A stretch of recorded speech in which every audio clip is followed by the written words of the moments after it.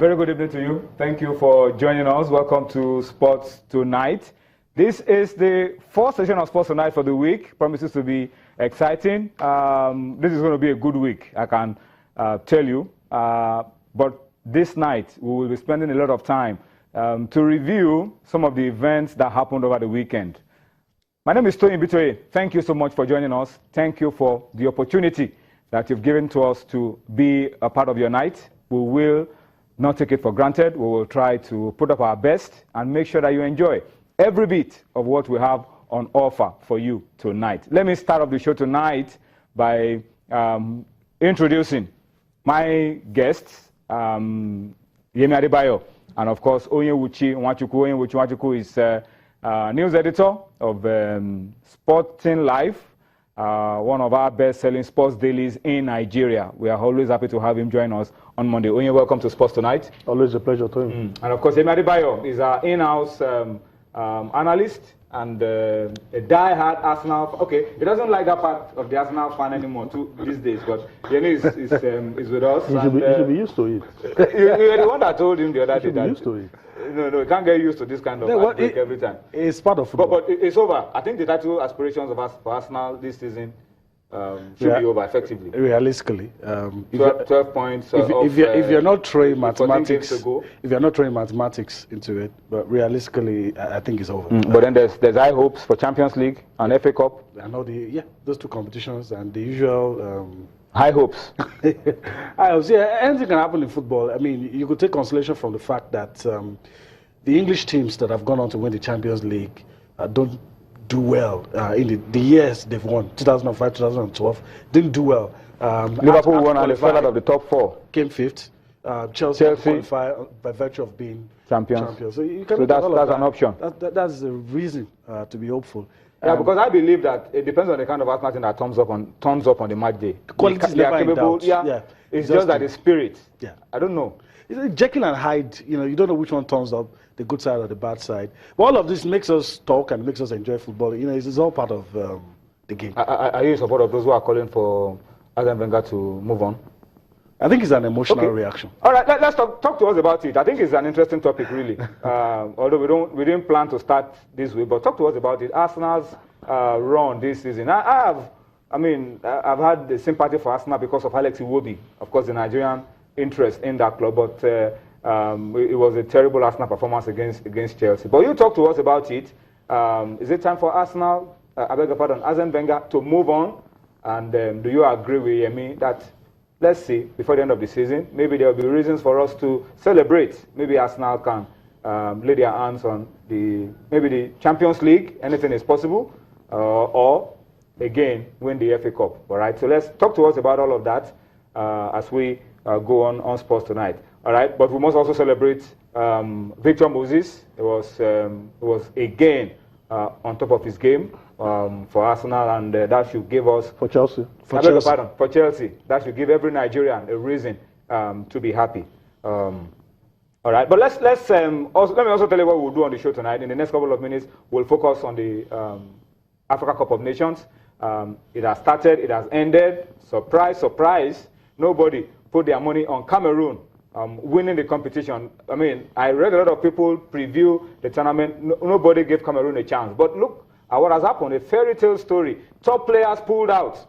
But then there was a new spirit, there was a new energy, and the indomitable Lions, you just can't bet against them because, like Arsenal, you don't know what kind of indomitable Lions will turn up. This time, they were hungry young Lions, and they devoured everything that came their way.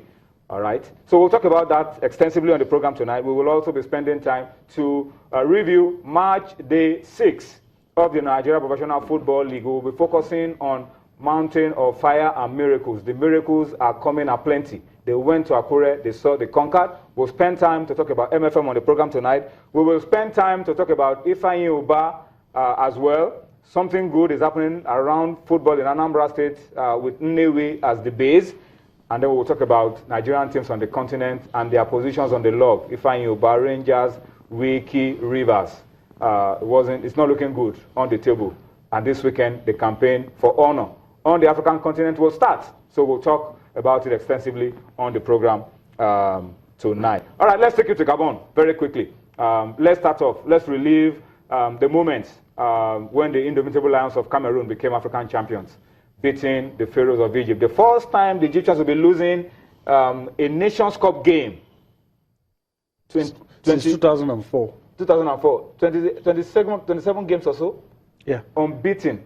27 games in the Nations Cup. And these young Lions, destroyed that record. Let's bring you those highlights, and they will be back with more on Sports Tonight.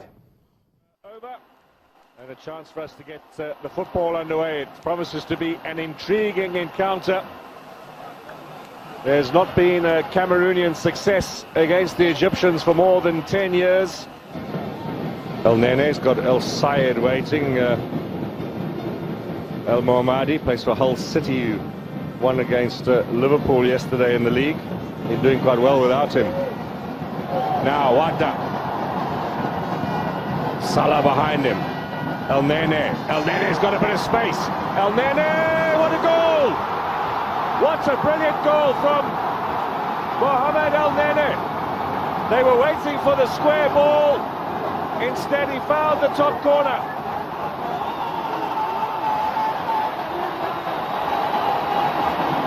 And the Egyptians in the crowd are on their feet and celebrating with Warda, with Mohamed Salah. El Nene saw a bit of a gap. And where was the defence? And Egypt have the lead. Look at the reaction from Essam Al Hadri. Landed a little badly. Marcel Desailly and Samuel Eto'o are amongst the guests here. Going into the change room, Nicholas Nkulu coming on in the first half, an injury-enforced replacement. And here he was to finish off the cross. Very slow Al Hadri there to get down.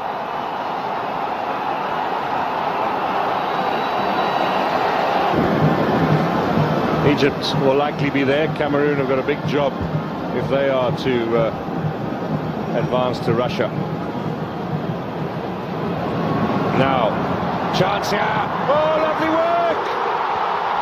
Vincent Aboubakar! Cameroon are on their way to winning the competition. Aboubakar is going down the tunnel, he's so happy. The manager of Egypt, there's Samuel Eto'o. Aboubakar.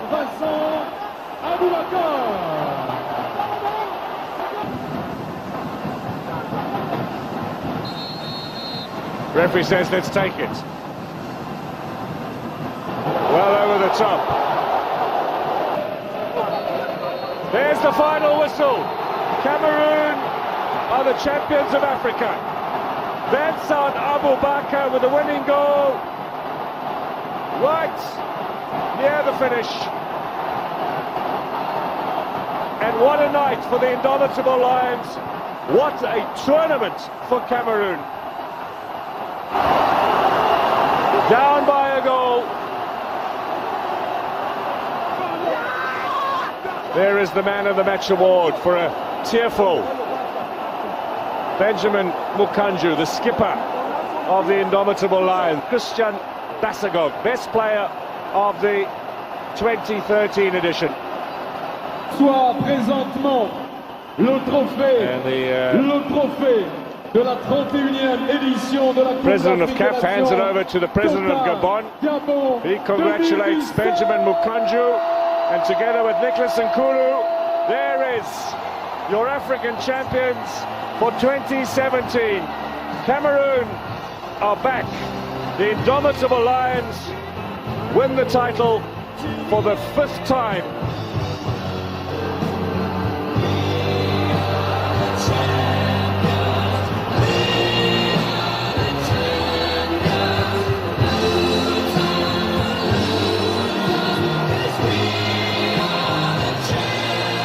That's the Prime Minister of Cameroon getting a chance for a photo with a trophy as well.